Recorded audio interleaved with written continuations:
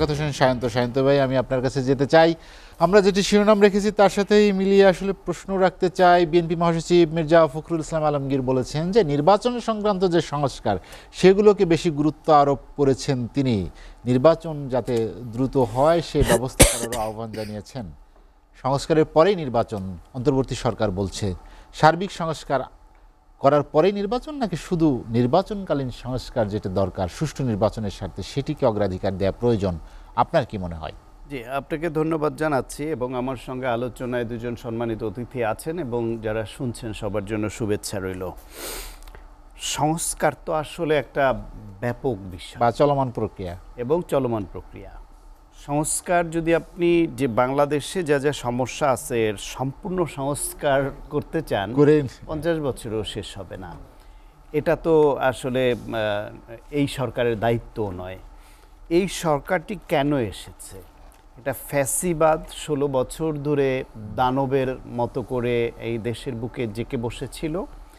সেই অবস্থা থেকে উত্তরণের জন্য নতুন একটা গণতান্ত্রিক মানবিক মূল্যবোধ সম্পন্ন জাতি গঠনে দেশ জাতি এগিয়ে যেতে পারে, সেজন্য এই অন্তর্বর্তীকালীন সরকার এসছে। অন্তর্বর্তীকালীন সরকার তো দরকারই হতো না যদি বাংলাদেশের নির্বাচনের ধারাবাহিকতা থাকতো গণতান্ত্রিক পদ্ধতিতে। গণতান্ত্রিক পদ্ধতিতে নির্বাচনের ধারাবাহিকতা না থাকাতে এখানে অন্য পদ্ধতিতে একটা অন্তর্বর্তীকালীন সরকারের দায়িত্ব নিতে হয়েছে। এখন এই দায়িত্ব নেওয়ার প্রেক্ষাপটে যেসব বিষয় বের হয়ে আসছে, এতদিন ধরেও আমরা জানতাম যে 16 বছর ধরে প্রশাসনকে একদম স্তরে স্তরে এমনভাবে সাজিয়েছে যে এই প্রশাসন নিউট্রালাইজেশন করা খুব সহজ কাজও নয় এবং খুব অল্প সময়ের কাজও নয়। আপনাকে ধরেন স্পেশাল বিসিএস দিতে হবে, কিংবা বিসিএসের নিচের স্তরে যেই কর্মকর্তা কর্মচারী নিয়োগ সেটাও বিশেষভাবে এখন দ্রুততার সঙ্গে নিয়োগ দিতে হবে। কিন্তু নিয়োগ দিলেই কাউকে তো আজকে নিয়োগ দিয়ে তো কালকে সচিব বানানো যায় না, কালকে ডিসি বানানো যায় না।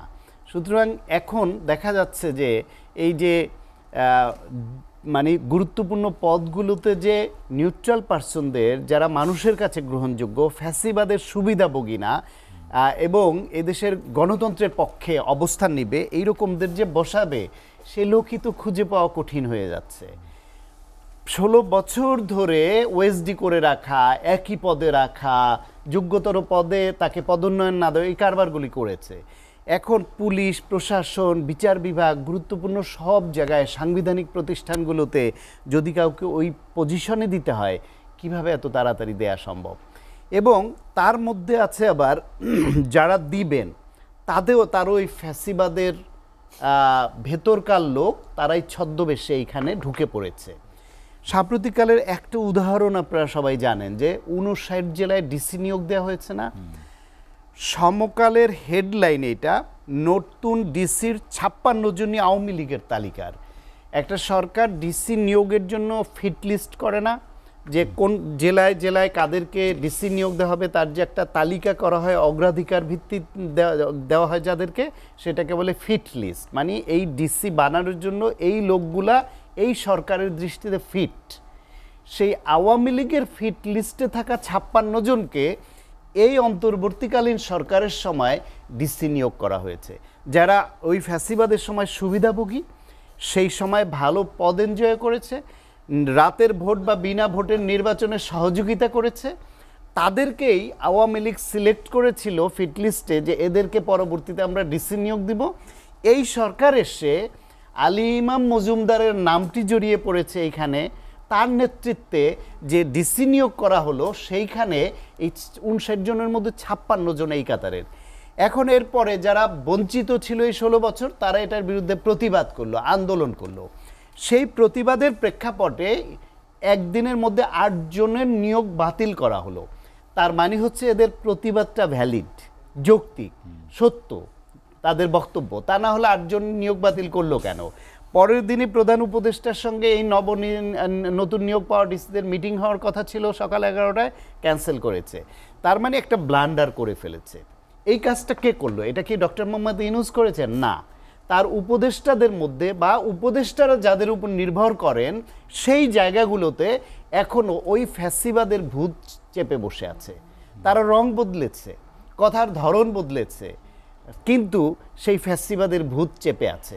এইখান থেকে নিউট্রালাইজ করতে হলে সংস্কারটা সময় লাগবে। তো আপনি লোক পাবেন কোথায়? এই যে যাদের দিয়ে যাচাই বাছাই করাবেন। দেখেন গোপালগঞ্জে স্বেচ্ছাসেবক দলের প্রেসিডেন্ট, গোপালগঞ্জ কেন্দ্রীয় প্রেসিডেন্ট এবং স্বেচ্ছাসেবক দলের এবং জাতীয়তাবাদী মহিলা দলের গোপালগঞ্জ জেলার সভানেত্রী, স্বেচ্ছাসেবক দলের কেন্দ্রীয় ক্রীড়া সম্পাদক যিনি ক্রিকেট বোর্ডের ক্রীড়া আম্পায়ার, এই রকম লেভেলের নেতারা তারা তাদের জেলায় গেলেন। যেহেতু ওই স্বেচ্ছাসেবক দলের প্রেসিডেন্টের বাড়ি মিস্টার জিলানি, ওনার বাড়ি গোপালগঞ্জে, তিনি বাবা মার কবর জিয়ারত করতে যাবেন। সেইখানে আওয়ামী লীগের গুন্ডারা লাঠি সোটা দা নিয়ে তাদের উপর হামলা করে কুপিয়ে মেরে ফেললো দুইজনকে। ওই যে ক্রিকেট বোর্ডের আম্পায়ার আপনার শওকত আলী দিদারকে সহ, দুইটা মাসুম বাচ্চায় ওর। সে স্পোর্টসম্যান হিসেবে পপুলার ছিল, মানুষ হিসেবেও জনপ্রিয় ভালো মানুষ ছিল বলে এখন আমরা জানি। তো এই কাজটা যে আওয়ামী লীগ করলো, করে বসলো কিসের ভিত্তিতে? তাদের নেত্রী, পালিয়ে যাওয়া নেত্রী, সেই দানব রাষ্ট্রের বুকে দানব হয়ে বসা সেই ফ্যাসিবাদ খুনি শেখ হাসিনা, সে একটা টেলিফোন কনভারসেশন লিক হলো, বললো আমি চট করে ঢুকে পড়তে পারি। উনি টুপ করে নদীতে ফেলে দেন, তারপর হলো টুকুস করে চুবানি দেন, উনি আবার চট করে ঢুকে পড়েন। এই ঘোষণা এই একটু টেলিফোনে বলেন। তাতে গোপালী আওয়ামী, উত্তেজিত আওয়ামী লীগ গোপালীরা তারা এই পালিয়ে যাওয়া নেত্রীর এই কথায় এখন আবার আশাবাদী হয়। তারা কি এইভাবে খুন করা শুরু করে। সেখানে তাৎক্ষণিকভাবে উচিত ছিল গোপালগঞ্জের ডিসি, বিভিন্ন থানার ওসি তাদের এটার ব্যবস্থা নেওয়া, কিন্তু ওইখানকার সেই এসপি যিনি, তিনিও ওই আওয়ামী লীগের ভূত মাথায় চেপে বসে আছে, তারাই আছে। এখন ওইখানে কি করতে হতো? তাৎক্ষণিকভাবে যারা সত্যিকার অর্থে এই ফ্যাসিবাদের বিরুদ্ধে অবস্থান নেওয়া, গণতান্ত্রিক বাংলাদেশের পক্ষে যারা অবস্থান নিতে চায়, সেরকম এসপিকে ওইখানে নিয়োগ দেওয়া, ওসিদেরকে পরিবর্তন করা। এত ওসি কোথায় পাবে এই ফ্যাসিবাদের আমলে? এই 15 বছর ধরে যাদের পয়দা করে বসিয়েছে, সুতরাং সেরকম ওসি পাচ্ছে না। তারপরও সরকারেরও তড়িৎ সিদ্ধান্ত দরকার ছিল যে দ্রুততার সঙ্গে ওই এসপি ওসি এদেরকে পরিবর্তন করা, স্ট্যান্ড রিলিজ করে ঢাকায় নিয়ে এসে ওইখানে চৌকস এমন অফিসার ওইখানে নিয়োগ দেওয়া যাতে যৌথ বাহিনী এক রাতের মধ্যে অভিযান করে এই সব গুন্ডা খুনিদের পাকড়াও করতে পারে, সাঁড়াশি অভিযান চালাতে পারে। সেটা না চালালে কি হবে? ওইখানে যদি এরা সেনাবাহিনীর উপরে একবার আক্রমণ চালিয়েছিল, সেনাবাহিনীর গাড়িতে আগুন দিয়েছিল, অস্ত্র লুট করেছিল, এরপর আবার দ্বিতীয় ঘটনা ঘটালো, ওইখানে এদেরকে যদি শায়েস্তা করা না যায়, দৃষ্টান্তমূলক শাস্তি দেওয়া না যায়, তাহলে অন্যান্য জেলায় যে এইরকম উত্তেজিত গোপালী আওয়ামী লীগের মতো উত্তেজিত আওয়ামী লীগ অন্যান্য জেলায় কিছু আছে না, তারা এই মানে দুরাশার ফাঁদে, মিথ্যা আশার ফাঁদে পা দিবে, এরকম আনরেস্ট করতে থাকবে। সরকারের জন্য সেটা ট্যাকেল দেওয়া দুরূহ হবে। সেই জন্য ওইখানে দ্রুততার সঙ্গে নজির স্থাপনকারী এরকম সাঁড়াশি অভিযান দরকার ছিল, সেটা করতে হবে। এখন এটা করার জন্য যে ম্যান পাওয়ার দরকার, সেটা আপনি এদের কাছে আমরা দাবি করি, কিন্তু পাবে কোথায়? যেইভাবে আপনার এই যে দেখেন আওয়ামী লীগের মন্ত্রী এবং কেন্দ্রীয় নেতাদের এ পর্যন্ত 25 বা 26 জনকে মাত্র গ্রেফতার করা হয়েছে। একদিনে গ্রেফতার হওয়া উচিত ছিল শতাধিক। এইরকম অনাচার করেছে, এইরকম গুন্ডামি করেছে, এইরকম টাকা পাচার করেছে, ভোট ডাকাতি করেছে, মানুষকে খুন করেছে, গুম করেছে, গণহত্যায় নেতৃত্ব দিয়েছে, আয়নাঘর করেছে। তাদেরকে অ্যারেস্ট করা যাচ্ছে না, কারণ অ্যারেস্টটা কাদের দিয়ে করাবেন আপনি? পুলিশ দিয়ে। সেই পুলিশ তো আপনি নিউট্রাল, ওইরকম গণতন্ত্রের পক্ষের পুলিশ আপনি কয়জন পাবেন? দায়িত্ব নিতে হয়েছে অনুরোধ করে, তোমরা জয়েন করো। তারপরও বলেছিল 2 সপ্তাহের মধ্যে জয়েন না করলে চাকরিতে নিয়োগ, সে চাকরিচ্যুত বলে গণ্য হবে। সেইটাও কার্যকরী সরকার করতে পারে নাই, কারণ সংখ্যাটা ফ্যাসিবাদের পক্ষের এত বেশি। সেই হিসেবে এই যে সংস্কারের যে প্রক্রিয়াটা, এইটা একটু সময় দিতে হবে। সেই ক্ষেত্রে বিএনপি বারবার বলছে যৌক্তিক সময়। যৌক্তিক সময় বলতে এখনও আমরা দেখছি সরকার ক্ষমতা দীর্ঘায়িত করবার জন্যই অন্তর্বর্তীকালীন সরকার কিছু করছে না। সত্যিকার অর্থেই সদিচ্ছা নিয়ে চেষ্টা চালিয়ে যাচ্ছে, পারছে না কেন সেই সীমাবদ্ধতাটা আমরা বুঝি। ফলে সব রাজনৈতিক দল যারা ফ্যাসিবাদের বিরুদ্ধে ছিল, আন্দোলন সংগ্রাম করেছে, যে ছাত্র জনতা জীবন দিল, এদের প্রত্যেকের মধ্যে ঐক্য ধরে রেখে এই সরকারকে সহযোগিতা করতে হবে যত দ্রুত সম্ভব সংস্কার করতে পারে। সেই সংস্কার যখন একটা যৌক্তিক পর্যায়ে আসবে, যখন মনে হবে এদেশের মানুষ নির্বিঘ্নে ভোট দিতে গেলে ভোট দিতে পারবে, এদেশের মানুষকে কালো টাকার দৌরাত্ম্য দিয়ে কালো টাকা ছড়িয়ে ভোট কেনার মতো সেই পরিবেশ আর নাই। টাকা পাচারকারী দুর্নীতিবাজদের পাকড়াও করা হয়েছে, নিয়ন্ত্রণ আনা হয়েছে। যখন বোঝা যাবে মানুষ যাকে ভোট দিল সেই ভোটটা সঠিকভাবে গণনা হবে, এই রকম লোকরা ওই ভোটের কার্যক্রমে যুক্ত আছে, যখন বোঝা যাবে পুলিশ বাহিনীতে যারা দায়িত্বপ্রাপ্ত তারা ওই পর্যায়ে দায়িত্ব পালনের মতো ওই রকম সংখ্যক নিউট্রাল পুলিশ তৈরি হয়েছে, যখন বোঝা যাবে নির্বাচন কমিশনে এমন লোকদের বসানো হয়েছে যারা ওই রকম নির্বাচন পরিচালনায় সক্ষম, যখন বোঝা যাবে যে বিচার বিভাগের এই যে ফরমাইশে রায় দেওয়া আওয়ামী দালালদের যেভাবে বসানো হয়েছিল, যারা ওই কোর্টে সর্বোচ্চ আদালতে বসে ঘোষণা দিত যে আমরা শপথবদ্ধ রাজনীতিবিদ, কত বড় দৌরত্ব ছিল তাদেরকে সরিয়ে ভালো বিচারপতি নিয়োগ দেওয়া হবে, লোয়ার কোর্টে জাজ নিয়োগ দেওয়া হবে, সেই রকম ফরমাইশি রায় হবে না, শুধু বিরোধী দল হলেই তাদের বিরুদ্ধে রায় যাবে, তাদের প্রার্থীপদ ক্যান্সেল হবে, সেই রকম বিচার বিভাগ নাই। যদি দেখা যায় জাতীয় মানবাধিকার কমিশনে এইরকম লোকদের বসানো হয়েছে, সত্যিকার মানবাধিকার হরণ যারা করছে তাদের বিরুদ্ধে অবস্থান নিচ্ছে, এইরকম মোটা দাগে আরও অনেক বিষয় আছে। একটা নির্বাচন মুখের কথা না, শুধু বলল আর হয়ে গেল। 16 বছর ধরে সাজানো গোছানো ফ্যাসিবাদ 16 দিনে চলে যাবে এটা আশা করবার কোনো কারণ নাই, কিন্তু এই সরকারকে সেটা সদিচ্ছা দেখিয়ে দ্রুততার সঙ্গে করতে হবে, মানুষকে স্বস্তি দিতে হবে, দ্রব্যমূল্য নিয়ন্ত্রণে রাখা, আইন শৃঙ্খলা রক্ষা নিয়ন্ত্রণে রাখা, চাঁদাবাজি নিয়ন্ত্রণে রাখা সহ অনেক কাজ। সে কারণে বলছি বিএনপি মহাসচিব যেটা আজকেও বলেছেন, যৌক্তিক সময় দিতে হবে এবং ঐক্যবদ্ধ থেকে ফ্যাসিবাদ বিরোধী শক্তির নেতাকর্মীদের সতর্ক থাকতেও বলেছেন।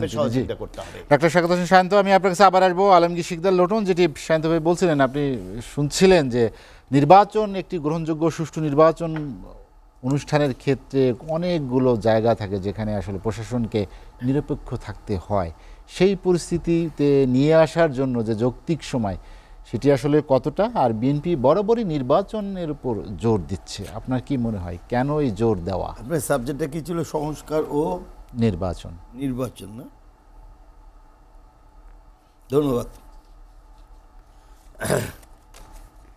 আজকের এসিটিভিতে ডক্টর শাকত হোসেন শান্ত এবং আমার শ্রদ্ধা বড় ভাই আনোয়ার ভাই এবং পরিচিত মানুষ জাহিদ ভাই, এসিটিভির দর্শক শ্রোতা, আসসালামু আলাইকুম, সকল প্রশংসা আল্লাহ তাআলার। আজকে 570 সালে 12ই রবিউল আউয়ালে আজকের এই দিনে হযরত মুহাম্মদ সাল্লাল্লাহু আলাইহি ওয়াসাল্লামের আবির্ভাব করছে, উনি জন্ম হয়েছে। এটা আমাদের মুসলমান ধর্মের জন্য অত্যন্ত প্রিয় একটা দিন। আমি একটা কালারফুল ড্রেস পরেছি, কারণ সাদা ড্রেস পরতে ইচ্ছা করে। হযরত মুহাম্মদ সাল্লাল্লাহু আলাইহি ওয়াসাল্লাম জন্মগ্রহণ করেছে, এই না সাদার স্থান নাই, একটা কালারফুল মানে একটা আনন্দের বিষয়, তাই না ভাই? আমরা ধর্মকে ভালোবাসি, আমি আমার ধর্মকে প্রচণ্ড ভালোবাসি, অপরাপর সকল ধর্মের প্রতি আমার রেসপেক্ট আছে। তা এবং রাষ্ট্রধর্ম এরশাদ হোসেন মোহাম্মদ এরশাদি দিয়েছিল, পবিত্র শুক্রবার সরকারি যে ছুটির দিন, এটা হোসেন মোহাম্মদ এরশাদি দিয়েছিল। হ্যাঁ, শ্রীকৃষ্ণের জন্ম উৎসবও ওই এরশাদ ছুটির দিন দিয়েছিল। তো সর্বোপরি মিলে আমি ওই একটা কালচারে বড় হয়েছি। আমি জাতীয় পার্টির বাইরে তো আর অন্য কোনো দরকারই নেই। তা আজকে নির্বাচনের কথা বললেন, জাহিদ ভাই, শান্ত দা এবং আনোয়ার ভাই আছেন। বিএনপি তো নির্বাচন চাইবে, যত তাড়াতাড়ি নির্বাচন করবে তত তাড়াতাড়ি পার্সেন্টেজ থাকবে। আর যত যেই সকল সমস্যাগুলি হচ্ছে শান্ত ভাইরা কতটুকু বা কন্ট্রোল করবে? 16 বছরের ভাই, 16 বছরের আওয়ামী লীগ কোটি কোটি টাকা বানিয়ে ফেলছে। সেই টাকা তো এখন ওই বিএনপি জাতীয় পার্টি যারাই মাগদুরি করতে যাক না কেন, ওই প্রচুর টাকা দিয়ে আবার আমাদের বিরুদ্ধে এখন লেলিয়ে দিচ্ছে। ওই যে ইসলামী ব্যাংকে বিএনপির এক দল গেছিল না? আমি আমার পুস্তক প্রকাশক বিক্রেতা সমিতির বোধহয় 12-13 তারিখে আমরা একটা মিটিং কল করছি। আমি বৈষম্য বিরোধী পক্ষে রেখে আমি পদত্যাগ করেছি। আওয়ামী লীগের যারা জনসমর্থক বা প্রকাশক তারা বিএনপির লোক ধরে নিয়ে এসে হামলা দিচ্ছে। আপনি বিশ্বাস করবেন না, আমি নাম প্রকাশ করতে অনিচ্ছুক, এর থেকে কষ্টে মানে আমার চিৎকার করে কাছে ইচ্ছে করছিল শান্ত ভাই, বুঝলেন? কিন্তু আসলে দীর্ঘদিন পর ছেলে পেলে টাকা পয়সা পাইছে, এরা চলে আইছে টাকার লোভে। আর আওয়ামী লীগের কথা হইলে কি শান্ত ভাই জানেন, আনোয়ার ভাই, জাহিদ ভাই, জান টাকা তো আছে, টাকা তো রোজগার করছি, টাকা দিলে খেলনার পুতুলও কথা বললে। তো বিএনপি বা জাতীয় পার্টি বা জামাত করবে কিনা জানি না, আমরা যারা আছি বা আমাদেরকে আমি না করলো, শান্ত ভাই না করলে আরেকজন তো করছে তো। তো এই করার থেকে বিরত থাকার জন্য বিএনপি আপ্রাণ চেষ্টা করতেছে। বিএনপির একটা দোষ পড়তেছে যে বিএনপি ক্ষমতা না আসার আগে আজকে এই অবস্থা, ক্ষমতা আসলে কি হইব, এটা কিন্তু আমি পক্ষে বিপক্ষে, আমি বিএনপির শুভাকাঙ্ক্ষী, আমি সকল দলের শুভাকাঙ্ক্ষী, আমি আমার দলকে ভালোবাসি, কিন্তু দলের মধ্যে একটা ইয়ে যে আপনারা যদি এই সকল ব্যাপার যদি লক্ষ্য না রাখেন তাহলে কিন্তু দলের প্রতি খুব চরম একটা আঘাত আসবে। সেই কারণে উনারা চাচ্ছে আগে তড়িঘড়ি করে নির্বাচনটা দেখ, নির্বাচনে ক্ষমতা আসি, তারপর আবার বুঝুম নে খেলা সামলা। কিন্তু আপনারা এই আন্দোলন তো শান্ত ভাই, এই আন্দোলন তো আপনিও করেন নাই, আমরাও জাতীয় পার্টি করি নাই, বা জামাত ইসলামী করে না, এখন অনেক কথা বলে, বা ব্যবসায়িক বাইরেও করে নাই, করছে একেবারে এক ইয়ং জেনারেশন তরতাজা, যারা মারা গিয়েছে 16 থেকে 26-এর মধ্যে বেশিরভাগ আমি খবর পেয়েছি। হ্যাঁ, তা এই ছেলেরা আজকে একটা হাসিনার মতন সরকার, আপনি ভাবতে পারেন যে আপনারা 27 তারিখে তো না, আপনারা 10 লক্ষ লোক ঢাকায় নিয়ে আসলেন, বোধ খুব বেশি 1 ঘন্টার মধ্যে ঢাকা খালি করে ফেলাইল পুলিশ। অথচ স্বরাষ্ট্রমন্ত্রী দেখায় এই যে একটা পড়ছে স্যার, আর একটা এসে দাঁড়ায়, গুলি কয়টা করব, এই যে চিন্তা ভাবনা যে একটা পড়ছে স্যার, আরো 3টা এসে দাঁড়ায়, গুলি কয়টা করব, এটা হলো বড় কথা। যেন একটা পরিবর্তন আসছে, ডক্টর ইউনূস ক্ষমতা নিয়ে আসছে, ক্ষমতা আসছে, এবং উনি তো বিদেশ থাকতে এসে, এমন না তো যে আমরা বলবো উনি থাইকে এই ষড়যন্ত্র করছে, এভাবে এটা পরিবর্তন করছে। উনি কি বিদেশ থেকে আসছে, আর বিএনপি এটাকে সমর্থন করছে, আমরাও জাতীয় পার্টি সমর্থন করছি, অপর জামাত ইসলাম সবাই সমর্থন করছে। এখন উনি আসছে, উনাকে একটু শান্তিপূর্ণভাবে একটু বসতে দেন। আজকে বোধহয় 200 কোটি টাকা বোধহয় ডলার বোধহয় নিয়েও নিছে আমেরিকার থেকে। আবার অর্থ তহবিলের চিফও ওটা উনি হয়েছে, আই অ্যাপ্রিসিয়েট টু হিম, যে উনি পারবে আপাতত আমাদের এই পেটের এই কষ্টের ক্ষুধা এটা মিটানোর জন্য, সবাই পারবে না, ওনাকে একটু সময় দেন। এই যে 35,000 কোটি টাকা নাকি নিয়ে আসছে, বাই দ্য ওয়ে আমি শুনছি, আই ডোন্ট নো, যে উনি বাংলাদেশে নিয়ে ফেরত নিয়ে আসতেছে। তো এগুলি সব মিলে উনার মতন একটা যোগ্য একটা লোক জাতিসংঘে যাবে, এবং আমেরিকার একটা শক্ত একটা টিম বাংলাদেশে আসবে, আইসা সব পর্যবেক্ষণ করবে, তাকে একটু সময় দেন না, তাকে একটু সময় দেন। 2টা টাকা আমরা পাই, আমরা তো একেবারে অসহায় হয়ে গেছি শান্ত ভাই, যত কথাই বলি না কেন, বেতন তো বাড়ে নেই ভাই, মানুষের হাতে টাকা নাই, তো মানুষের হাতে টাকা নাই। ওই যে মাঝখানে 5 তারিখে থেকে 10-12 তারিখ পর্যন্ত ইলিশ মাছের দাম যেটা ছিল 1800 টাকা কেজি, ওইটা হলো 1200 টাকা কেজি, আবার তো এটা 2000 টাকা কেজি হয়ে গেছে। এইগুলি ব্যাপারে একটু খেয়াল করলে আমার মনে ভালো হবে। লটন ভাই, আমি আপনার কাছে আবার আসবো। আনোয়ার হোসেন, যেটি আলমগীর শিকদার লটন বলছিলেন যে ছাত্র জনতার যে অভ্যুত্থান, বৈষম্য বিরোধী ছাত্র আন্দোলনের যে অবদান, সেটি তিনি বলছিলেন রাজনৈতিক দলগুলো সেই অর্থে ছিল না। কিন্তু বিএনপি মহাসচিব মির্জা ফখরুল ইসলাম আলমগীর, আপনি জানেন যে আজ বলেছেন যে বিএনপির অবদান খাটো করে দেখার কোনো সুযোগ নাই, 422 জন মারা গিয়েছে বিএনপি নেতাকর্মী। আপনার কি মনে হয় যে এই আন্দোলন আসলে সম্মিলিত প্রচেষ্টার ফসল কিনা? ধন্যবাদ। আজকের এই এসএটিভির সংস্কার ও নির্বাচন মানে আমাদের মূল কথাটা, তার সাথে সহ আলোচক আমার প্রিয় 2 জন, সায়ন্ত ভাই, ডক্টর সায়ন্ত ভাই এবং লটন আলমগীর শিকদার লটন, চমৎকার বলেছেন 2 জনই। তো আমাদের যেটা বলা হয়েছে, যে কি কথাটা জিজ্ঞেস করলেন, যেটি আলমগীর শিকদার লটন বলছিলেন যে বৈষম্য বিরোধী ছাত্র আন্দোলনের কথা বলছিলেন তারা, কিন্তু রাজনৈতিক দলগুলো হ্যাঁ মানে সক্রিয় অবস্থান ছিল। কারণটা হলো যে ছাত্র তো আমাদেরই সন্তান, ছাত্রদের মধ্যে ক্ষোভ তৈরি হয়েছে, একদিনে তৈরি হয় নাই।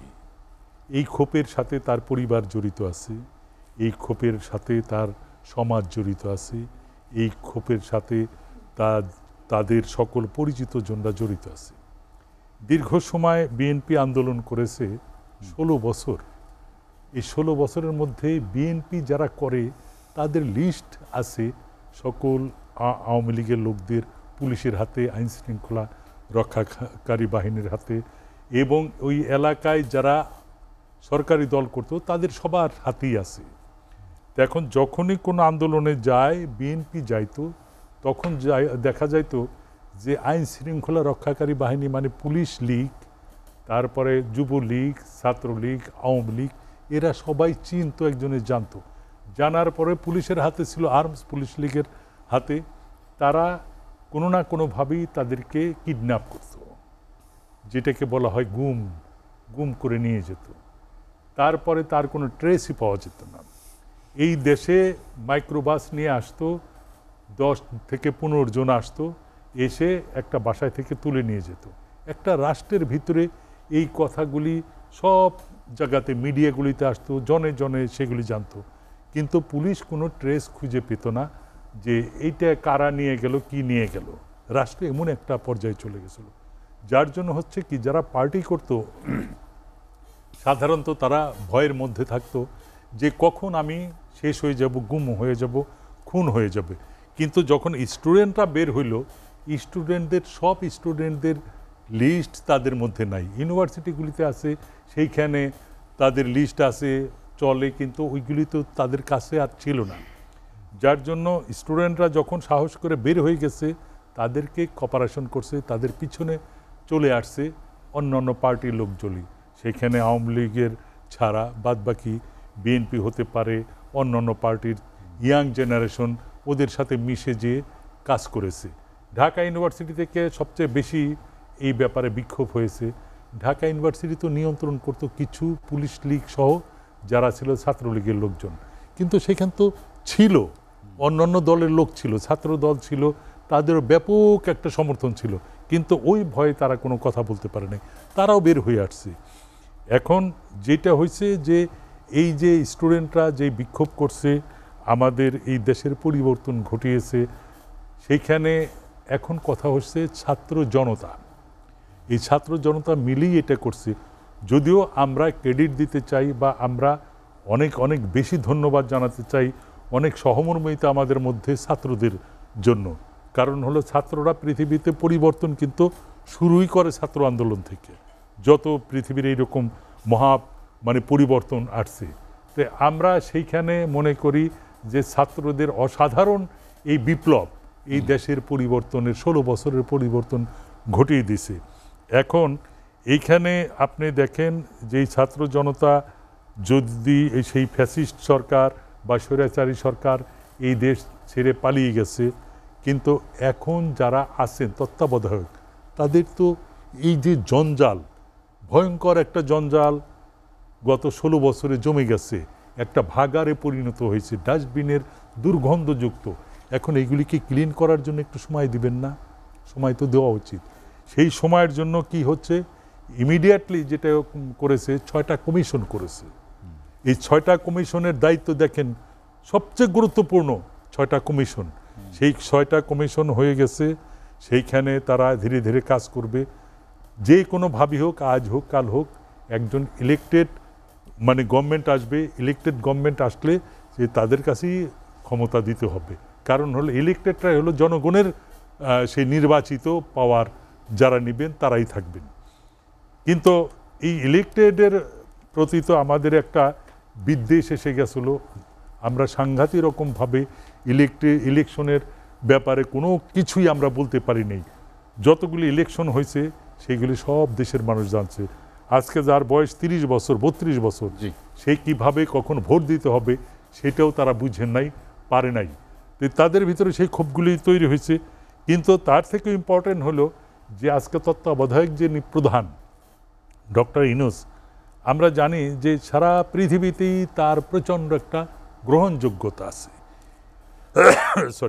এই গ্রহণযোগ্যতা এমনই যে গণতান্ত্রিক দেশ, পশ্চিমা বলেন, জাপান বলেন, আমেরিকা বলেন, অন্যান্য দেশ বলেন, যেখানে অনেকটা আমাদের থেকে অনেক অ্যাডভান্স তারা গণতন্ত্রের জন্য। সেই সমস্ত দেশ থেকে বলছে শত শত নোবেল বিজয়ী সেই সমস্ত নোবেল লরিয়েটরাও তার ফেভারে কথা বলছেন। সে তো এমন কোনো কিছু করেন নাই দেশের জন্য যে এইখানে ক্ষতিকার কিছু হোক, কিন্তু যিনি ক্ষমতায় ছিলেন তিনি মনে করছেন ইউনূস সাহেব যে কথাগুলি বলেন এ হলো আমাদের জন্য ক্ষতিকারক, মানে হলো তাদের দুষ্টু গভর্নমেন্টের ক্ষতিকারক ছিল। এখন তিনি আসছেন, তা এই যে আমেরিকা থেকে আসতেছেন, ওই জাইকার কথা বলছেন, এডিবি বলছেন, ওয়ার্ল্ড ব্যাংক বলছেন, সবাই ধীরে ধীরে এগিয়ে আসতেছে যে হ্যাঁ এই দেশের এই 18 কোটি লোকের একটা দেশ চমৎকারভাবে ডেমোক্রেসি ওয়েতে আবার তারা ডেভেলপ করবে, নিজেদের পায়ে দাঁড়াতে পারবে, সব কিছু মিলিয়ে একটা সুন্দর সরকার সরকার সেই ব্যবস্থাটা করে দেবেন বর্তমান সরকার। এবং সেইটাই হলো যা ওনারা দুইজনেই বলছেন, যৌক্তিক একটা সময় দিতে হবে তাদের। যৌক্তিক বলতে এই না যে 5 বছর 10 বছর, আর যৌক্তিক বলতে এই না যে 2 মাস 3 মাস। এই যৌক্তিকটা হলো তখনই জনগণ বুঝে যাবে যে হ্যাঁ আমরা এই রকম একটা পর্যায়ে চলে গেছি, এখন নির্বাচন হওয়া উচিত, তখন জনগণের ভিতর থেকে কথা আসবে। কিন্তু আপনি সেইটা যদি না করেন, আমাদের যে মহাসচিব বিএনপির মহাসচিব ফখরুল ইসলাম আলমগীর সাহেব উনি বলছেন, আমি তো শুধু এইটুকু বলবো যে বাংলাদেশের ইতিহাসে ওনার মতো একজন ভদ্র রাজনীতিবিদ আমার কোনো চোখে পড়ে নাই, বা আমি পড়াশোনা কোনো বই পুস্তকও পাই নাই। এমন একজন ভদ্র মানুষ যার উপরে প্রচণ্ড রকম অনেক রকম অত্যাচার হয়েছে, কিন্তু সে তারপরও তো সেইভাবেই কথা বলছেন। বিএনপির যিনি ভারপ্রাপ্ত চেয়ারম্যান তারেক রহমান সাহেব ওই কথাই বলছেন। যার জন্য আমরা মনে করি যে প্রত্যেকটা জিনিসই সুন্দর সেট আপ করে একটা এই যে 6টা কমিশন, এই 6টা কমিশন যদি সঠিকভাবে এই সমস্ত সংস্কার হইতে পারে, তারা যদি পথ দেখাই দিতে পারে, তাহলে আর পথ হারাবে না বাংলাদেশ। সেই মতো করে যারা এর পরবর্তীতে আসবেন তারা শুধু এগিয়ে নিয়ে যাবেন, আরও কিছু ভালো কিছু করবেন, কিন্তু তাদেরকে এই সময়টা দিতে হবে।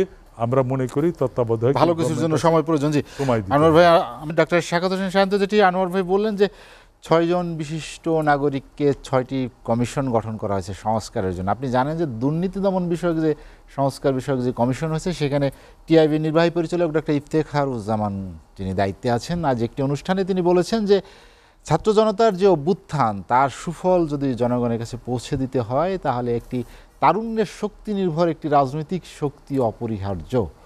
এই তারুণ্যের শক্তি নির্ভর রাজনৈতিক শক্তির জন্য কি অপেক্ষায় থাকবো কিনা আমরা? এইটা কারো মাথায় যদি 111-এর ভূত থাকে তাহলে ওই ভূত নামায়ে ফেলতে হবে, এর কোনো বিকল্প নাই। ইঙ্গিতপূর্ণ কথা, কাউকে উস্কে দেওয়া, এগুলো দিয়ে দেশ আগাবে না। মাথায় রাখতে হবে যে এই দেশের অন্যতম প্রধান জনপ্রিয় দল বিএনপি। এই ব্যাপারে কারো কোনো সন্দেহ রাখার কোনো সুযোগই নেই, কারণও নাই। আর যেভাবেই আপনি দেখেন যে বিএনপি আন্দোলন করে নাই কি করে নাই, বা ছাত্র জনতারই কিনা আন্দোলন, সেটা নিয়ে নানান কথা, এইসব কথা বলে বেসিক্যালি ফ্যাসিবাদ বিরোধী এই শক্তির মধ্যে একটা অনৈক্য তৈরির চেষ্টা, ব্যর্থ চেষ্টা। আমি বলি ছাত্রদের নেতৃত্বে আন্দোলন হয়েছে এবার, এইটা অস্বীকার করার কোনো সুযোগ নাই। কিন্তু শুধু ছাত্ররা বা অরাজনৈতিক জনতারাই আন্দোলন ঘরে তুলতে পারে নাই। এইখানে ছাত্রদের নেতৃত্বে ফ্যাসিবাদ বিরোধী সমস্ত রাজনৈতিক শক্তি এক হয়ে গিয়েছিল, যে কারণে আজকেই আপনি বললেন বিএনপি মহাসচিব বলছেন যে এ পর্যন্ত 875 জন শহীদের যে তালিকা পাওয়া গেছে তার মধ্যে 422 জন অন্তত বিএনপির। জামায়াত ইসলামীর আরও 2 সপ্তাহ আগেই দেখেছি আমি সংবাদ মাধ্যমে আসছে 84 জন, আরও বেড়েছে ইতিমধ্যে নিশ্চয়ই সে সংখ্যাটা। ফলে ছাত্র নিয়ে শহীদ হয়েছে, অরাজনৈতিক, শ্রমিক, সাধারণ মানুষ, পথচারী, গৃহবধূ অনেকে শহীদ হয়েছেন, এবং রাজনৈতিক নেতাকর্মীরা শহীদ হয়েছেন। তাহলে যদি রাজনৈতিক নেতাকর্মীরা যদি এই আন্দোলনে ঢুকে না পড়তেন, তাহলে এই 422 জন এবং জামাতের 84 বা শতাধিক এটা কীভাবে শহীদ হলো? সবাই মিলে করেছে, তবে ছাত্রদের নেতৃত্ব হয়েছে। আরও একটু পেছনে যাই, ধরেন 15 তারিখে যেদিন বলে দিল শেখ হাসিনা যে রাজাকারের সন্তান নাতিপুতি তারা পাবে, মুক্তিযোদ্ধার নাতিপুতি পাবে না, যদি ওই কথাটা না বলে ছাত্রদের যে চাওয়া ছিল বৈষম্য মানে কি? কোটার বৈষম্য। ছাত্ররা তো আগে সামগ্রিক বৈষম্য বিলোপ চায় নাই, শুধু কোটার বৈষম্য চেয়েছিল। যদি বলতো যে হ্যাঁ তোমরা এই কোটা বিলোপ বৈষম্য বাতিল চেয়েছিলে, আমি তো 18 সালে তোমাদের কথায় বাতিল করেছিলাম, আবার হাইকোর্ট থেকে একটা রায় দিয়েছে, তো এরপরে অ্যাপিলেট ডিভিশন আছে না, তোমরা আসো বসো দেখি কি সংস্কার চাও, সংস্কার তো সময়ের দাবি, আমরা করে দিচ্ছি। তাহলে ছাত্ররা তাদের এই দাবি পূরণ হয়ে গেলে কি এই আন্দোলন এই দিকে আর ডাইভার্ট হয়? ছাত্ররা কি চেয়েছিল আমার ভোটের অধিকার ফিরিয়ে দাও? ছাত্ররা কি চেয়েছিল যে আমার যে লুটপাট করে টাকা পাচার হচ্ছে এটা করা যাবে না? ছাত্ররা কি চেয়েছিল এই আয়নাঘরের প্রতিকার? তারা কি চেয়েছিল গুম খুন হত্যা হামলা মামলা গায়েবী মামলা দিয়ে বিরোধী রাজনৈতিক দলদের শূন্য করে ফেলার এইটার প্রতিবাদ? এটা তারা চায়নি, চেয়েছিল কোটা সংস্কার। সেই জিনিসটা যখন তাদের ওটা মানলো না, তাদের রাগ হলো, সেই সঙ্গে ঢুকে পড়লো 16 বছর ধরে ফ্যাসিবাদ বিরোধী আন্দোলন করা বিএনপি জামায়াত সহ সমস্ত ফ্যাসিবাদ বিরোধী শক্তি। তখন এটার গতি অন্যরকম গতি পেল। তার ফসল আজকের এইটা, ছাত্রদের নেতৃত্বে ফ্যাসিবাদ বিরোধী সকল শক্তি মিলে এটা অর্জন করেছে। ভাই ওইটা ওই যে ওনার সাইকোলজিক্যাল একটা ব্যাপার ছিল, উনি যেটা বলেন সেটা হলো এইটার বাইরে পৃথিবীর যত শক্তি থাকে, সেটা আমার দেশ আমার বাবার দেশ, ওগুলো ওনার কনসেপ্ট ছিল। যাই হোক, আমি একটু শেষ করি আনোয়ার ভাই। সেই ক্ষেত্রে আপনার যেহেতু এই আন্দোলনটা ছাত্রদের নেতৃত্বে হয়েছে, তাদের অবশ্যই কৃতিত্বের অগ্রভাগে রাখতে হবে। কিন্তু কেউ যদি একক কৃতিত্ব নিতে চায় কোনো ছাত্র, অথবা তাদেরকে এই কানের মধ্যে দিয়ে বিভেদ তৈরির অপচেষ্টা চালায়, সেটা ফ্যাসিবাদের পক্ষেই আসলে যাবে, সেটা ঠিক হবে না। আর একটা হলো আমার লোটন ভাই বলছেন যে কি ওই পুস্তক প্রকাশক সমিতির ওইখানে কারা বিএনপির ছেলেদের আওয়ামী লীগের লোকজন টাকা দিয়ে নিয়ে আসছে সমর্থনের জন্য, তারা আসছে বলে চিক্কর বাইরে কান্দন আসছে না, কষ্ট লাগছে, চিক্কর বাইরে কান্দন আসছে বলছিলেন। আমারও কিন্তু মাঝে মাঝে চিক্কর বাইরে কান্দন আসে। এই যে বিএনপির কাউকে এনে থাকলে তার বিরুদ্ধে তথ্যদান ব্যবস্থা নেওয়া হবে। বিএনপির ভারপ্রাপ্ত চেয়ারম্যান সহ শীর্ষ নেতৃত্ব মহাসচিব সবাই এবার এত কঠোর অবস্থান নিয়েছেন যে স্থায়ী কমিটির সদস্যত্ব শোকজ করতে বাদ রাখেন নাই, সাংগঠনিক সম্পাদককে বহিষ্কার করতে একাধিক বহিষ্কার করতে বাদ রাখেন নাই, শত শত নেতাকর্মীকে বহিষ্কার করা হয়েছে, কঠোর বার্তা দিয়েছেন। এবং অ্যাক্টিং চেয়ারম্যান বিএনপির যেভাবে প্রতিদিন যে মিটিং করছেন এবং কঠোর নির্দেশ জারি করছেন, এইটা অসাধারণ। এই দলের অভূতপূর্ব উন্নয়ন আমি বলবো। বরং আমার তো চিক্কর বাইরা কান্দন আসে লোটন ভাইদের দলের মধ্যে যারা 2014 সালে ফ্যাসিবাদের সঙ্গে নির্বাচনে গিয়ে বাংলাদেশের নির্বাচনের ইতিহাস এবং ফ্যাসিবাদের ইতিহাসকে দীর্ঘায়িত করলো, তাদের বিচারের আওতায় আনার ব্যাপারে আমার লোটন ভাইয়ের বিচারের আওতায় না আনাতে চিক্কর বাইরা কান্দন আসে কিংবা আমি শেষ করি ভাই, শেষ করি, আপনার জবাবটা পরে দিবেন, আমি আপনার টাইমে জবাব দিবেন, আমি একটু প্রশ্নগুলা করে রাখি। যারা এই যে এত বছরে এই ফ্যাসিবাদের পক্ষে মন্ত্রী হলো, সংসদে ভাইবোন পাতাইলো, এবং 2014 সালে এই ফ্যাসিবাদের পক্ষে বিনা ভোটের নির্বাচনে জাতীয় পার্টি না গেলে বাংলাদেশের রাজনৈতিক ইতিহাস অন্যরকম হতে পারত, গণতন্ত্র এত বছর হোঁচট খেত না, তারা বিরোধী দলও থাকে আবার মন্ত্রী হয়, সুযোগ সুবিধা নেয়, এই লুটেরাদের সঙ্গী হয়। সুতরাং জাতীয় পার্টির মধ্যে যারা তার অংশীদার হয়েছে, পার্টি হিসেবে জাতীয় পার্টিকে আমি দোষারোপ করি না, কিন্তু যারা যারা তার অংশীদার হয়েছে তাদের তো বিচার হওয়া দরকার, তাদেরকে গ্রেফতার করে বিচারের আওতায় আনা দরকার।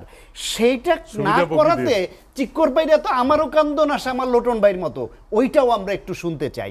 সুতরাং এই দেশকে ফ্যাসিবাদের বিরুদ্ধে যারা ছিল তাদের সবার এক থাকতে হবে, ফাটল ধরে ফ্যাসিবাদকে ওই ফাটলের মধ্যে ঢুকে আবার ফ্লারিশ করবে ওই সুযোগ দেওয়া যাবে না। ডক্টর শান্ত, আপনার কাছে আমি আবার আসবো। আলমগীর শিকদার লোটন প্রশ্ন করতে চাই না যে চিক্কর পরে কান্দন আসছে, সেটি আসলে ভাই জাতীয় পার্টি অতীত কর্মকাণ্ডের জন্য আসে কিনা? 2018 সালে যখন উনারও নির্বাচনে গেল, আমরা তো 14 সালে করছি, দ্যাট ইজ আওয়ার ফল্ট। হ্যাঁ, বিজেপি সুজাতা সিং যখন আইসা হুসেন মোহাম্মদ এরশাদরে বলছে, এরশাদ তো সরাসরি দ্যাট টাইম আই ওয়াজ দেয়ার, আমি স্যারের পাশে নিচে ছিলাম, ভারতের পররাষ্ট্র সচিব ছিলেন তিনি। হ্যাঁ, ভারতের কি মন্ত্রী ছিলেন? পররাষ্ট্র সচিব সুজাতা সিং। তিনি সুজাতা সিং আইসা বলছে, এরশাদ বলছে আমি নির্বাচনে যাব না, এখন দলের মধ্যে দুইটা ভাগ হয়ে গেছে, লজ্জা লাগে বলতে, আপনাদের জাতির কাছে বলতে লজ্জা লাগে। এখন হুসেন মোহাম্মদ এরশাদ আল্লাহ তাকে মারা গেছে, আল্লাহ তাকে ব্যস্ত হবে, ভদ্রলোককে চেয়েছিল, পারে নাই, তার ওয়াইফ গিয়া আওয়ামী লীগের সাথে মিলে।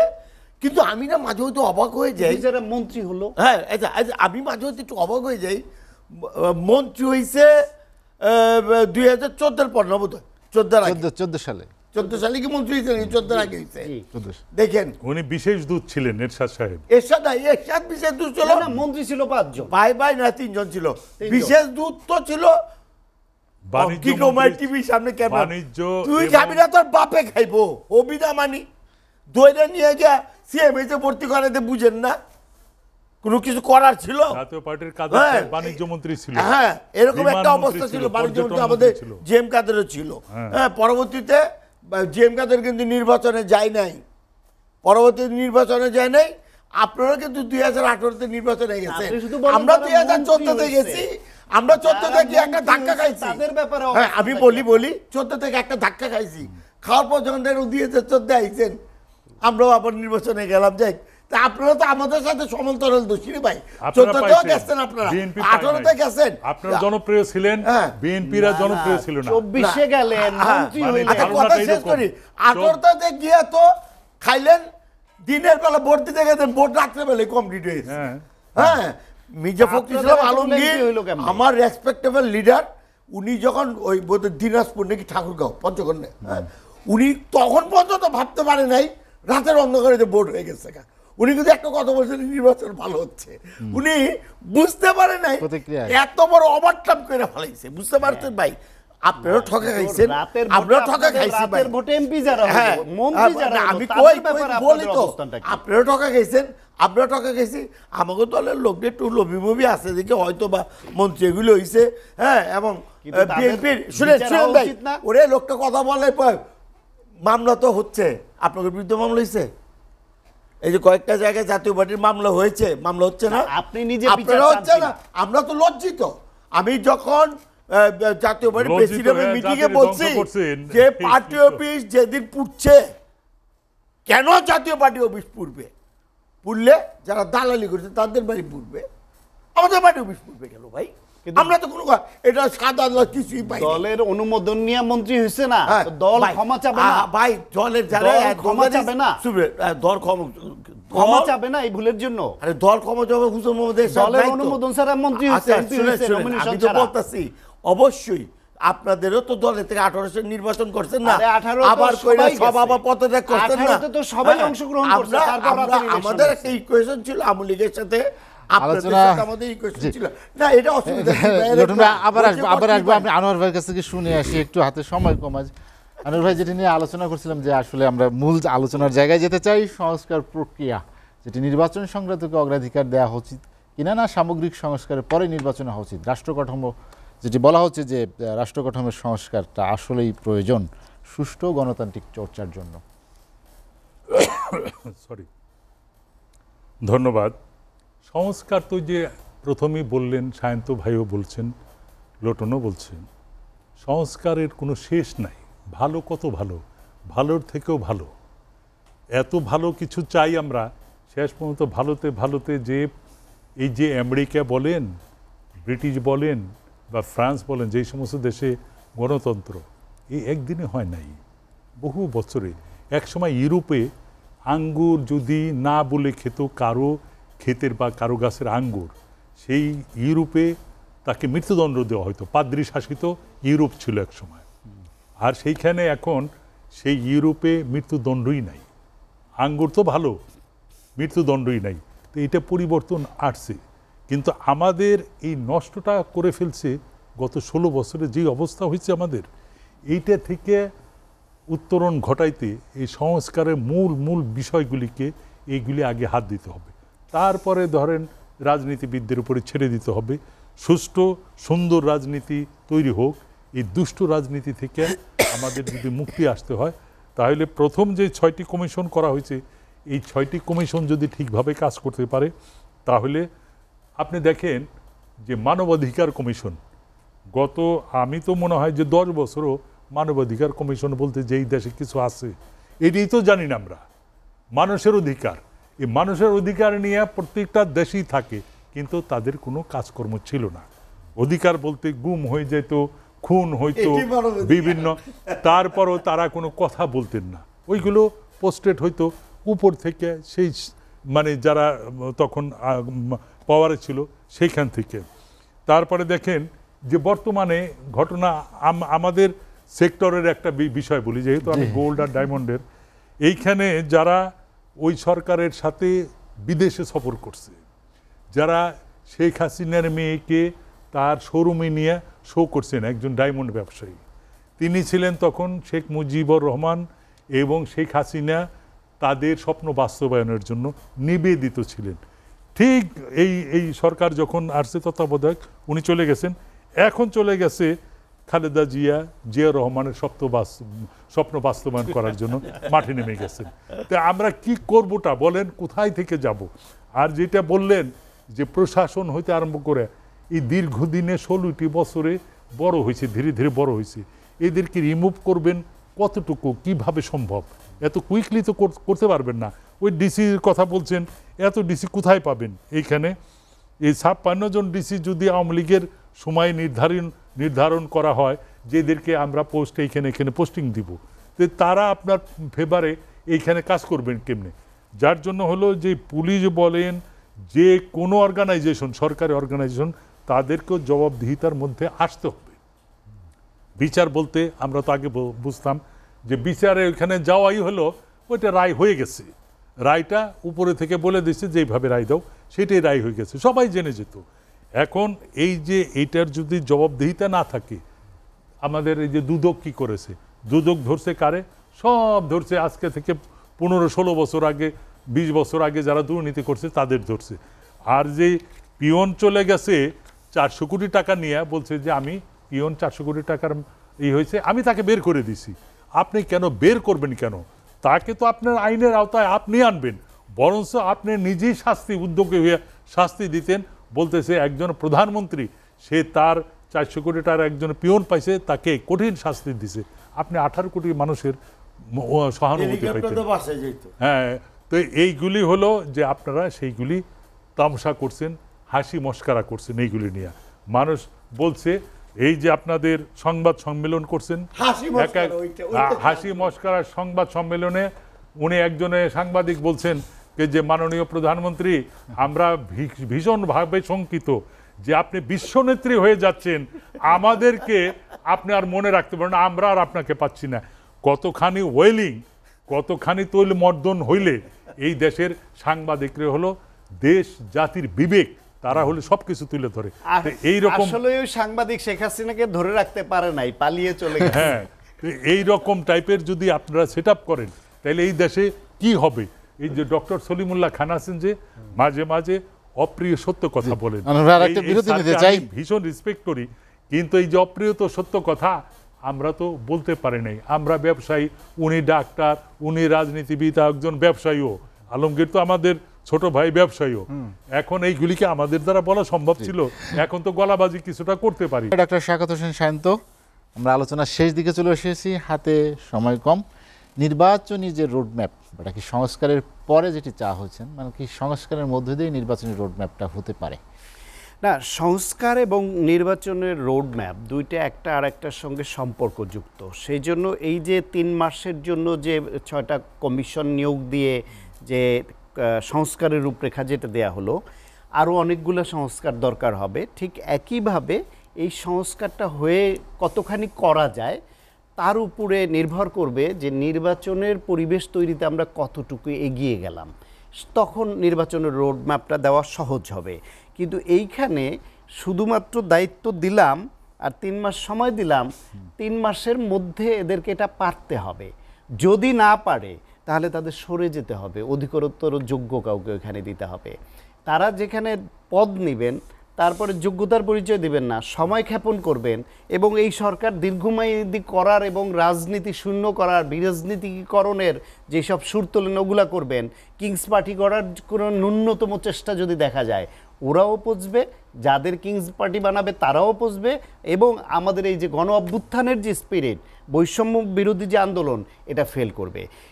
এইবারের এই গণ অভ্যুত্থান ফেল করলে বাংলাদেশ ফেল করবে। বাংলাদেশ ফেল করুক, এটা তো আমরা কেউ চাই না। সেই জন্য যারা ফ্যাসিবাদের পক্ষে ছিল, গণশত্রু, গণহত্যাকারী এবং তাদের দোসর, তাদেরকে একদিকে রেখে বাকি সবাইকে এক হতে হবে। নিজেদের মধ্যে ভুল বুঝাবুঝি থাকলে সেটা কমিয়ে আনতে হবে, মনে করতে হবে মোটা দাগে বাংলাদেশের দুটা শক্তি, একটা হচ্ছে গণহত্যাকারী ফ্যাসিবাদ শক্তি, আর একটা হচ্ছে ফ্যাসিবাদের বিরুদ্ধে গণতন্ত্রের পক্ষের শক্তি। এই শক্তিকে, এই সরকারকে টিকিয়ে রাখতে হবে এবং এই গণ অভ্যুত্থানকে সফল করবার জন্য, ভবিষ্যৎ গণতান্ত্রিক মানবিক বাংলাদেশ নির্মাণের জন্য সবাই একযোগে কাজ করতে হবে। এখানে ফেল করার কোনো সুযোগই রাখা যাবে জি না। ডক্টর স্বাগত হোসেন শান্ত, আপনাকে অসংখ্য ধন্যবাদ। আলোচনা শেষ করতে চাই আলমগীর শিকদার লোটন। শান্ত, এবার শেষের কথা দিয়ে আপনার কাছে জানতে চাই, যেখানে আসলে ফেল করার বা কোনো সুযোগই নাই, ব্যর্থ হওয়ার কোনো সুযোগ নাই, সফল হতেই হবে। ব্যর্থ এগুলির ব্যাপারে না অনেক অনেক কথা আছে। যেরকম ওই যে সাহিত্য ভাই বললো না যে মামলা মোকদ্দমা এগুলি, জেএম কাদের কি বলছিল যে যাত্রাবাড়িতে কেউ কোনো পুলিশ অফিসার বা কাউরে গুলি করতে, জেএম কাদের বা শেরিফা কাদের আমাদের পার্টির চেয়ারম্যান, যদি করে থাকে মামলা আসুক না। এই যে মিথ্যা মামলাগুলো উনাদের পিরিয়ডে যেরকম ছিল, এখন আবার নতুন করে একটা মিথ্যা মামলা আসছে। আমরা জাতীয় স্বেচ্ছাসেবক পার্টি গত কয়েকদিন আগে এটা মিথ্যা মামলা প্রত্যাহারের প্রতিবাদের জন্য মিছিল করেছে ঢাকায়। We are the first time. But আমরা চাই সত্যিকার অর্থে যারা পুলিশ বা সাধারণ নাগরিক, যারা সাধারণ ছাত্রদেরকে গুলি করেছে, ওদেরকে আসামি করো। এদেরকে বাদ দিয়া ওই জিএম কাদের মতন ব্যক্তি এটা হিসেবে সাবেক প্রধানমন্ত্রী আসামি, কারণ তার নির্দেশেই তো পুলিশকে গুলি করছে, কিন্তু জিএম কাদেরের নির্দেশে না। তো তাহলে এগুলি না, এই মব ট্রায়ালে কিন্তু এগুলি টিকবে না, হ্যাঁ আমি মনে করি। তো সেই কারণে বলবো যে আমরা চাই যে শান্তিপূর্ণভাবে আমরা সবাই সহাবস্থানে আছি। মব ট্রায়ালে এটা হয়েছে, কিন্তু হ্যাঁ, আদালতে গিয়ে আদালতে গিয়ে টিকবে না। মব ট্রায়াল যেটা হচ্ছে আদালতে গিয়ে সেটা টিকবে না। তা আমি এইটুকুই বলবো যে, অনুরোধ করবো যে সরকার একটা সময় দেন এবং সত্যিকার অর্থে অরিজিনাল আসামির উপরে। ওই ওবায়দুল কাদের একটা কথা বলছিল, ভাইরা মনে আসছিল, যদি শেখ হাসিনা ক্ষমতা ছাড়ে 10 লক্ষ লোক সেদিন ঢাকা শহরে মারা যাবে। কই মারা গেছে? আমি তো দেখি না। দিব্যারা তো ঢাকা শহরে ঘুরতেছে, বিএনপিও তাদেরকে সহানুভূতি দেখাচ্ছে, অপর আমরা যারা আছি সবাই সহানুভূতি দেখাচ্ছি। কারণ আমরা 2018 সালে দোষী, ওনার 2018 সালের দোষী, আমরা 2014 দোষী, 2024 দোষী, অস্বীকার করি না, কিন্তু দোষী কম বেশি, ওনারা কম, আমরা একটু বেশি দোষী। কারণ আওয়ামী লীগ এমন একটা পর্যায়ে নিয়ে আসছিল এই দেশকে, ভাই কথা বলবেন, দাঁড়ায় দেখতাম একটা লোকের হেলমেট মাথায় নাই, হুন্ডা চালিয়ে যেতেছে, পিছের লোকে হেলমেট নাই, সামনের লোক হেলমেট আছে, সার্জন তাকে কীভাবে পানিশমেন্ট দিত, কীভাবে টাকা দিত। আবার দেখো এই একই রাস্তায় 3 জন উইদাউট হেলমেট ছাড়া যাচ্ছে, সেলুট দিচ্ছে। কেন? আওয়ামী লীগ যুবলীগের নেতা। এই যে একটা অবস্থা, ওই সার্জনটি তখন ঢাকা শহরে আছে। ওই বলে উনারা একটা ভালো কাজ করছে, জানেন ভাই কি করছে? 5 তারিখের পর তার একটা আলটিমেটাম দিছে, পুলিশের এই সকল আইন সংশোধন হলে আমরা থানায় যাব না, কাজে যাব না। এই যে একটা ধোকাবাজের কথা বলছে, উনারা তো নিজেরাই যাইতে পারে না, পাবলিক পিটতে দিব দেখা। উনারা একটা ট্রমায় ভুগছে, আমরা থানায় যাবো কিনা।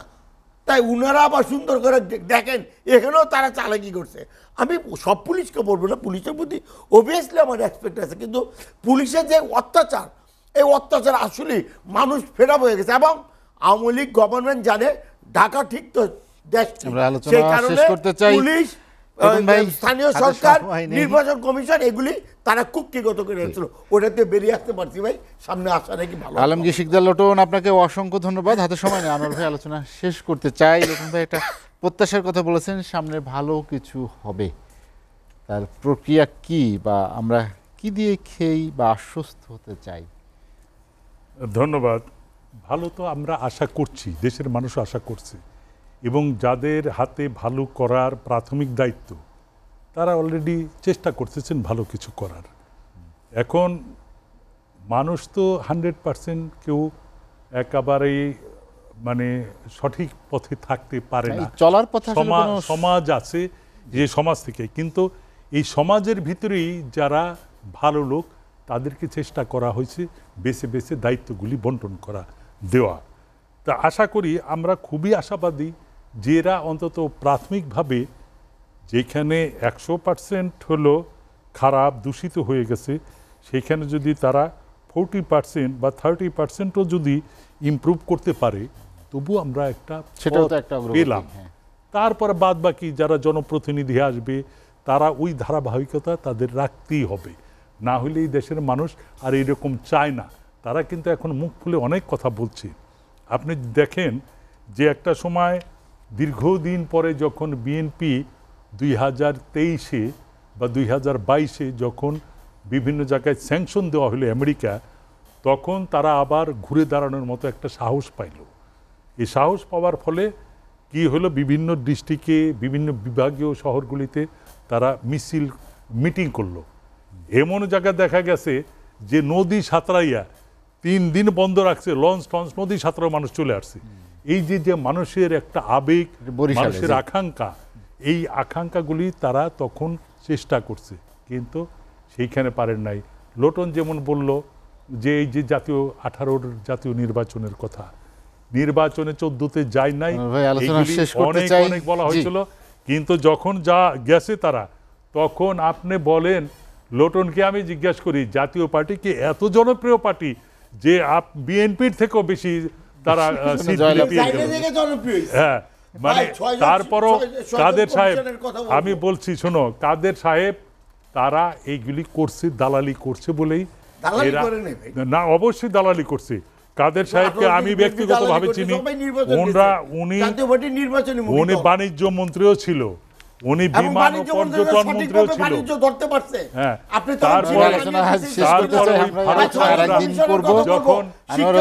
যখন বার্গার খাওয়ার কথা বলছিলেন যে জনগণে বেশি খায় কেন, বার্গার খাবে, একটা প্রথম আলোর রিপোর্ট দিয়েছিল, মানে বাণিজ্য মন্ত্রী হিসাবে এত খায় কেন?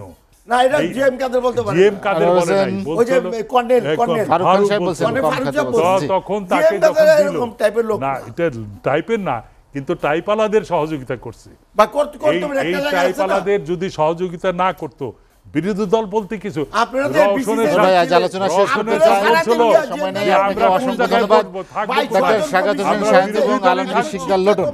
আপনাদেরকে অসংখ্য ধন্যবাদ। দর্শক জানিয়ে রাখি, লেট এডিশন পুনঃপ্রচার হয় সকাল 8টায়। আজ এ পর্যন্তই। ভালো থাকুন, সুস্থ থাকুন, এসিটিভির সঙ্গেই থাকুন।